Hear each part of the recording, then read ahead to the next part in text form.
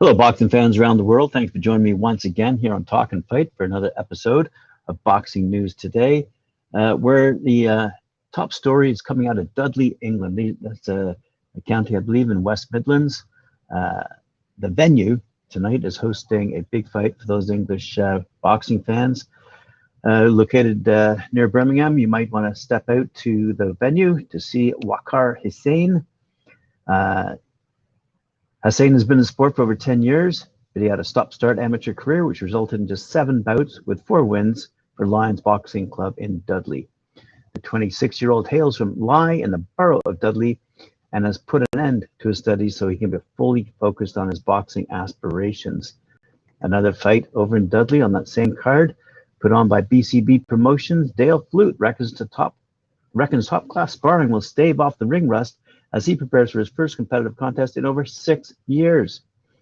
His pro debut will come when BCB Promotions are back at the venue in Dudley, that's tonight, for the first time since July 2019 as part of Friday's Fight Night. Dale Flute turns over to the pro ranks after a long time removed from his amateur career, which is spent with Priory Park Boxing Club in Dudley, where he remains a coach. Another fight we can report on taking place in Dudley. The only way up for Amin Khalid after he became his own worst critic of the pro debut performance. His second outing will come when BCB Promotions are back at the venue in Dudley for the first time since July 2019. He was far from pleased with his display when making his pro bow last month, despite a winning introduction to the paid ranks.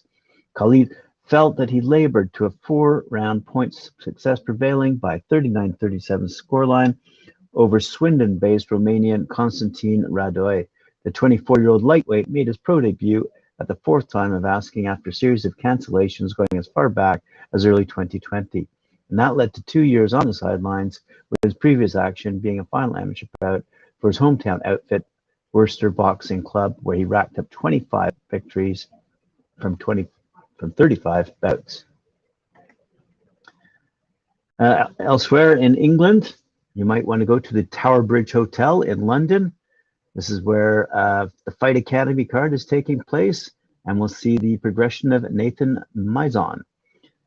Now 3-0 with 1 knockout, the fighter from Tadworth, Surrey will look to live up to his Mr. Excitement moniker against experienced Polish fighter Jakub Laskowski, who has been stopped just twice in 17 outings and took boxing legend Ricky Hatton's son Campbell the 4-round distance in July of last year.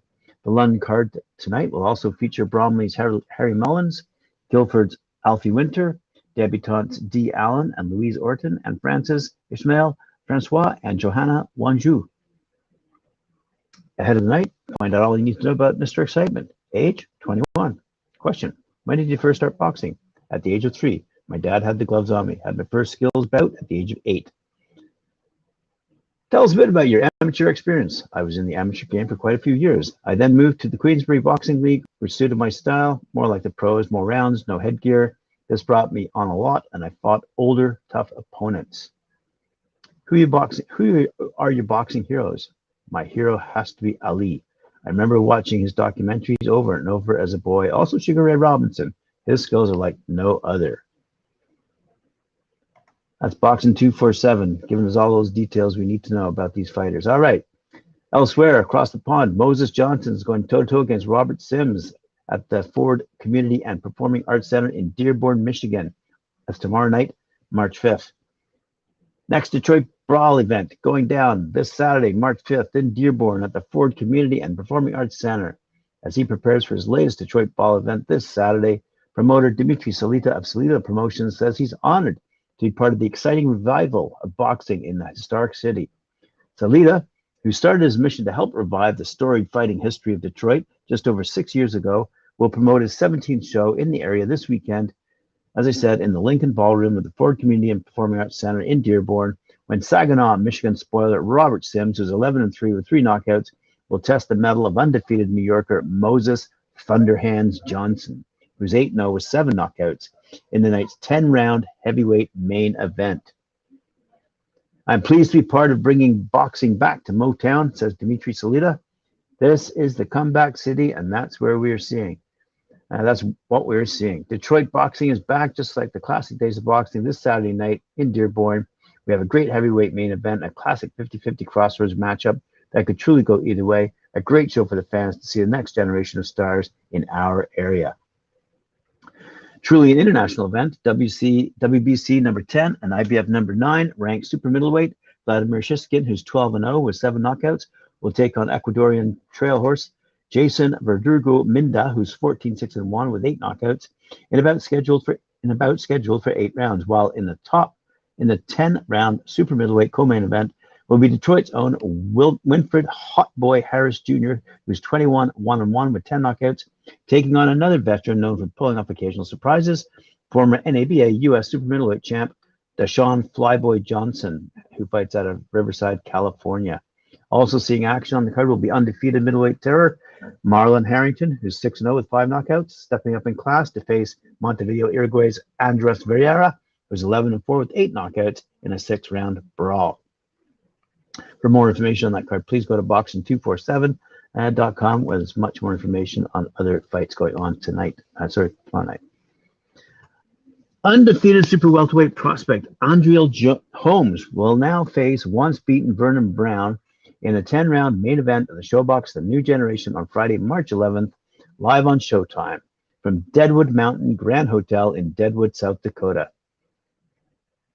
Zanganov, who was originally slated to take on Holmes, who's 11-0 with 5 knockouts in the main event, was forced to withdraw from the bout after suffering an injury in training camp. Brown, who's 13-1-1 with 9 knockouts, who was previously set to fight the undefeated Hershbet Nurmagomedov in the main event, steps in to face Holmes.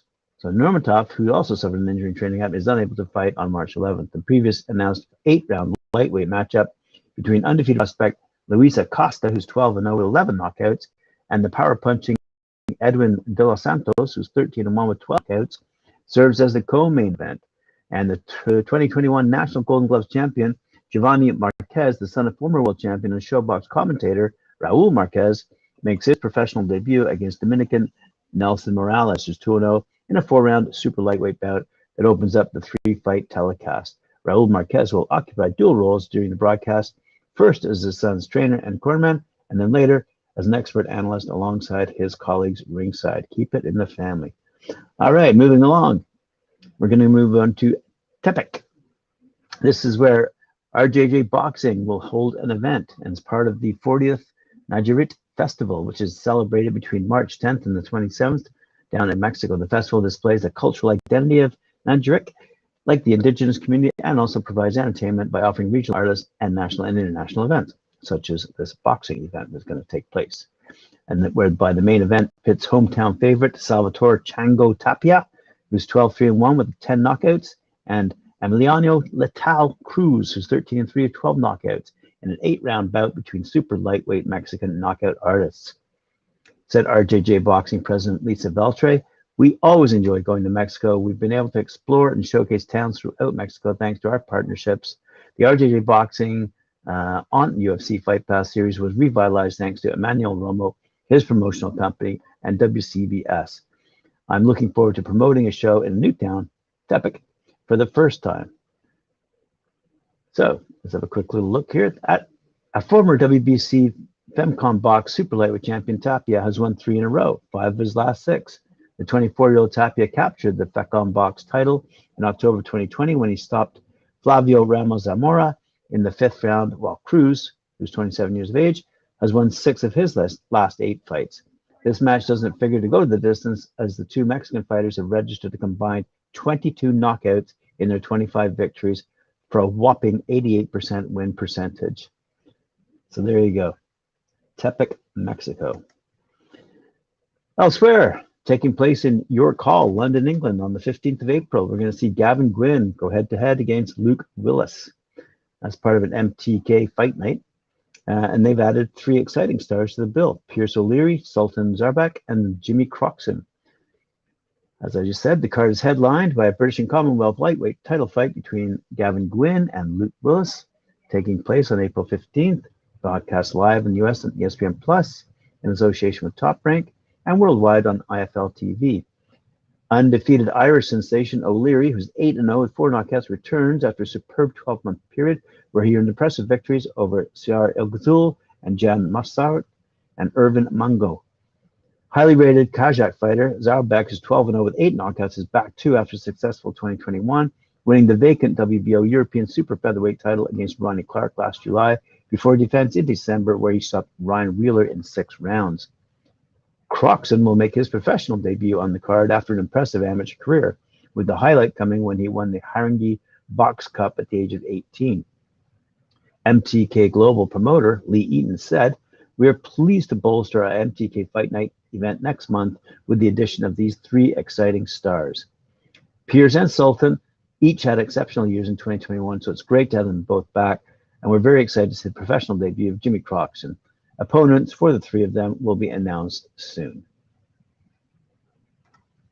Elsewhere, we see that the boxing people have announced their tournaments for April and May.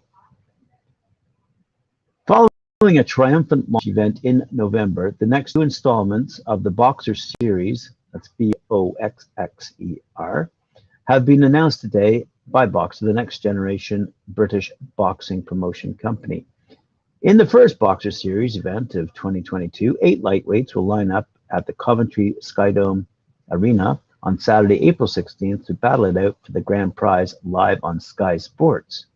The following month, 8 cruiserweights will convene in Sheffield Arena on Saturday, May 21st to contest their own one-night tournament in search of career best prize money and breakout opportunities.